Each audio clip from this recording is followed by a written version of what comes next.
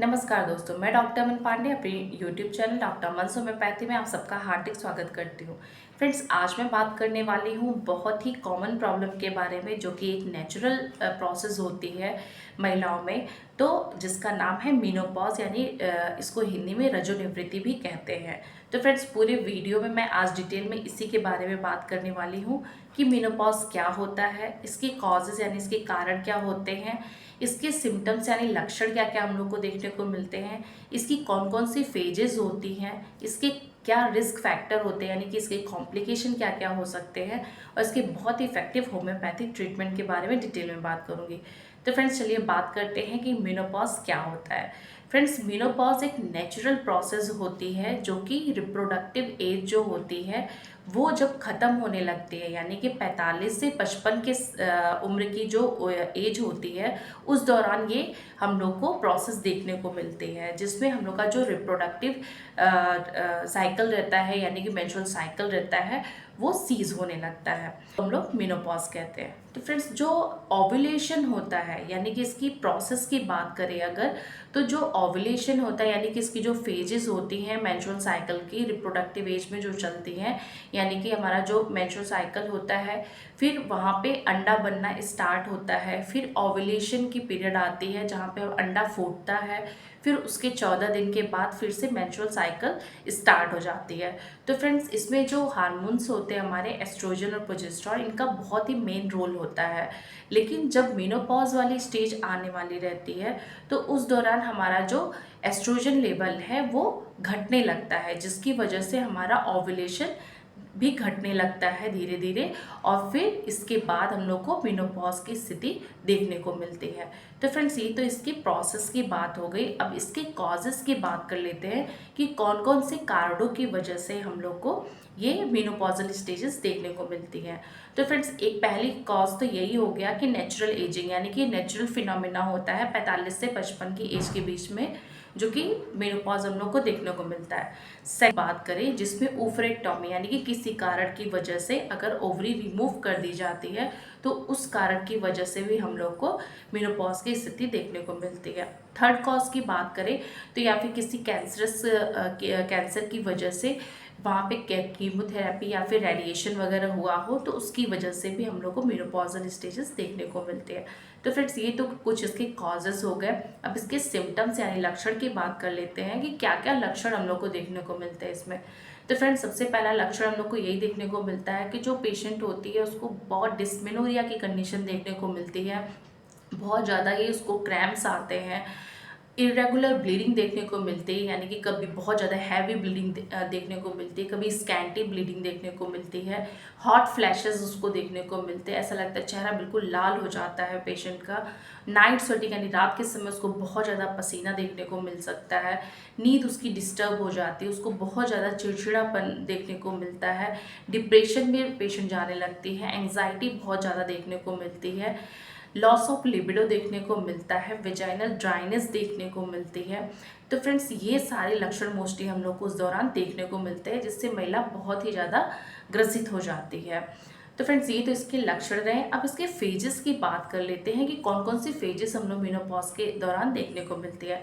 तो फ्रेंड्स, पहली फेज आती है पेरी मेनोपॉज, सेकेंड फेज आती है मेनोपॉज, थर्ड फेज आती है post menopause. Friends, peri menopause में क्या होता है कि कुछ मंथ पहले या फिर कुछ साल पहले ही पेशेंट को ये स्थिति देखने को मिलती है, जिसमें क्या होता है कि एस्ट्रोजन लेवल धीरे धीरे कम होने लगता है, जिसकी वजह से ओवुलेशन भी कम होने लगता है, जिसकी वजह से इनफर्टिलिटी की बहुत ज़्यादा देखने को मिल सकती है, यानी कि अंडे बनना अब कम हो जाते हैं, जिसकी वजह से हम लोग को इनफर्टिलिटी भी देखने को मिलती है। तो फ्रेंड्स, इसके मेनोपॉजल फेज की बात करें तो मेनोपॉजल जो फेज होती है ये 45 से 55 ईयर्स के बीच होती है, जिस दौरान हम लोग को बहुत सारे लक्षण देखने को मिलते हैं, जिसके मैंने अभी बात की है, वो सारे लक्षण दिखाई देते हैं। और साथ ही साथ फ्रेंड्स, जो ओवुलेशन होता है यानी जो अंडा होता है वो बिल्कुल ही बनना बंद हो जाता है, यानी कि एस्ट्रोजन लेवल बिल्कुल डिक्लाइन हो जाता है, अंडा बनना बंद हो जाता है। इसके फीडबैक मैकेनिज्म में FSH और LH का जो लेवल होता है वो हाई हो जाता है। तो फ्रेंड्स, ये सारी कंडीशन हम लोग को मेनोपॉज के फेज के दौरान देखने को मिलती है। अब फ्रेंड्स पोस्ट मेनोपॉज की बात करें तो पोस्ट मेनोपॉज की कंडीशन में हम लोग को एस्ट्रोजन प्रोजेस्टेरॉन का लेवल क्योंकि बिल्कुल डिक्लाइन हो जाता है, जिसकी वजह से बहुत ज़्यादा अफेक्ट हो जाते हैं जो ऑर्गन्स होते हैं, जिसमें हम लोग को ऑस्टियोपोरोसिस की कंडीशन देखने को मिल सकती है, कार्डियोवैस्कुलर कंडीशन अफेक्ट हो जाती है, उसको वो हम लोग को देखने को मिलता है, वेजाइनल ड्राइनेस देखने को मिलती है। तो फ्रेंड्स ये सारी पोस्ट मेनोपॉजल फेजेस में हम लोग को देखने को मिलता है। तो फ्रेंड्स ये तो इसकी कुछ फेजेस रही। अब इसकी कॉम्प्लिकेशन की बात कर लेते हैं कि हम लोग को क्या क्या कॉम्प्लिकेशन देखने को मिल सकते हैं इसकी वजह से। तो फ्रेंड्स सबसे पहला कॉम्प्लिकेशन तो हम लोग को ऑस्टियोपोरोसिस की कंडीशन देखने को मिलती है, क्योंकि एस्ट्रोजन का लेवल बहुत ही कम हो जाता है, जिसकी वजह से ऑस्टियोपोरोसिस की कंडीशन देखने को मिलती है, बोन डेंसिटी बहुत कम हो जाती है। सेकेंड रिस्क की बात करें तो कार्डियोवैस्कुलर डिसीज़ बहुत ज़्यादा देखने को मिल जाती है एस्ट्रोजन लेवल के कम होने की वजह से। थर्ड रिस्क फैक्टर की बात करें तो फ्रेंड्स वेजाइनल ड्राइनेस देखने को मिलती है, इंसुलिन रेजिस्टेंस देखने को मिलता है, ओबेसिटी देखने को मिलती है। तो फ्रेंड्स ये सारी चीज़ें हम लोग को कॉम्प्लिकेशन में मेनोपॉज के बाद देखने को मिलती है।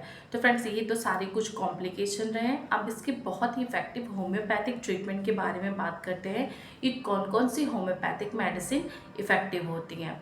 तो फ्रेंड्स सबसे पहले मेडिसिन आती है म्यूटस। फ्रेंड्स लैकेसिस एक बहुत इफेक्टिव मेडिसिन देखी गई है नोजल स्टेज में यानी क्लिमेक्ट्रिक एज में देने के लिए, जहाँ पे जो पेशेंट होती है वो 45 टू 55 ईयर्स की एज की मोस्टली देखने को मिलती है, जहाँ पे हम लोग को सारी मेनोपॉजल कंडीशन देखने को मिलती है, हॉट फ्लैशेस देखने को मिलते हैं, नाइट स्वेटिंग देखने को मिलती है। उसका जो एग्रावेशन रहता है सारे सिम्टम्स का, वो हम लोग को नाइट के टाइम देखने को बहुत ज़्यादा मिलता है। पेशेंट जो होती है लेफ़्ट साइडेड अफेक्टेड ज़्यादा होती है। पेशेंट का जो पीरियड होता है वो बहुत ही हैवी होता है, इरेगुलर रहता है, बहुत ही ज़्यादा उसको पसीना आने लगता है, क्रैम्प्स उसके पेट में बहुत ज़्यादा आने लगते हैं। तो फ्रेंड्स ये सारी कंडीशन हम लोग को देखने को मिलती है।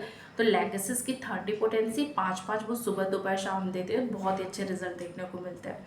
सेकेंड मेडिसिन की बात करें तो सीपिया ऑफिसनालिस। फ्रेंड्स सीपिया एक बहुत इफेक्टिव मेडिसिन होती है उन महिलाओं में देने के लिए जहाँ पे हार्मोनल चेंजेस होते हैं, यानी कि मेनोपॉज के स्टेज में हम लोग को देखने को मिलता है कि बहुत ज़्यादा हार्मोनल चेंजेस हो रहे हैं, जिसकी वजह से पेशेंट को ढेर सारे सिम्टम भी देखने को मिल रहा है।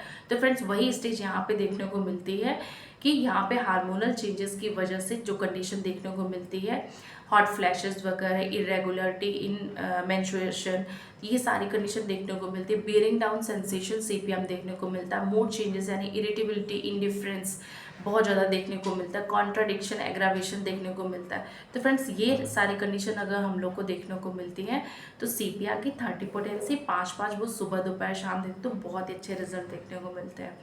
फ्रेंड्स थर्ड मेडिसिन की बात करें तो सैंग्विनेरिया कैनाडेंसिस एक बहुत इफेक्टिव मेडिसिन होती है मेनोपॉजल स्टेज में देने के लिए उन महिलाओं को जिनको ये सारे सिम्टम्स देखने को मिलते हैं, यानी हॉट फ्लैशेस बहुत ज़्यादा, उसको राइट साइड में बहुत ज़्यादा हॉट फ्लैशेस को देखने को मिलते हैं, जो पेशेंट की पाम रहती है और सोल रहती है बहुत ही ज़्यादा हॉट रहती है, बर्न करती है, इरेगुलर मेंसेस देखने को मिलते हैं। तो फ्रेंड्स अगर ये सारी कंडीशन हम लोग को देखने को मिलती है तो सैंग्विनेरिया की 30 पोटेंसी 5-5 वो सुबह दोपहर शाम देते तो बहुत ही अच्छे रिजल्ट देखने को मिलते हैं। फोर्थ मेडिसिन की बात करें तो फ्रेंड्स पल्सेटिल एंड एग्गन्स बहुत ही इफेक्टिव मेडिसिन होती है ऐसी महिलाओं में देने के लिए जो कि माइल्ड होती है, टीयरफुल होती है, अमिएबल कंडीशन की महिला होती है, उसका जो मेंस्ट्रुएशन होता है वो स्कैंटी होता है, उसको वार्म एप्लीकेशन से बहुत ज़्यादा एग्रावेशन होता है, ओपन एयर एम्यूनरेशन होता है, सिंपैथी वांट करती है। तो फ्रेंड्स ये सारी कंडीशन अगर हम लोग को देखने को मिलती है तो पल्सेटिला की 30 पोटेंसी 5-5 वो सुबह दोपहर शाम देते तो बहुत ही अच्छे रिजल्ट देखने को मिलते हैं। फ्रेंड्स नेक्स्ट मेडिसिन की बात करें तो कैलकेरिया कार्ब। कैलकेरिया कार्ब एक बहुत इफेक्टिव मेडिसिन होती है उन महिलाओं में देने के लिए जो कि ओबीज होती हैं, फैटी होती हैं, चिली होती हैं, सेंसिटिव टू कोल्ड होती हैं, हैवी पीरियड उसमें देखने को मिलता है, क्रेविंग फॉर एक्स देखने को मिलता है, हॉट फ्लैशेस देखने को मिलते हैं, स्वेटिंग उनको बहुत ज़्यादा प्रोफ्यूज होती है, सॉर स्मेलिंग होती है। तो फ्रेंड्स अगर ये सारी कंडीशन हम लोग को देखने को मिलती हैं तो कैलकेरिया कार्ब की 30 पोटेंसी 5-5 वो सुबह दोपहर शाम देते तो बहुत अच्छे रिजल्ट देखने को मिलते हैं। तो फ्रेंड्स ये थी सारी मेनोपॉज के बारे में जानकारी। आपको कैसी लगी कमेंट बॉक्स में ज़रूर बताइएगा और मेरे चैनल को सब्सक्राइब जरूर करिएगा और बेल आइकन जरूर प्रेस करिएगा। फ्रेंड्स वीडियो पसंद आया तो लाइक और शेयर जरूर करिएगा। Thanks for watching. धन्यवाद।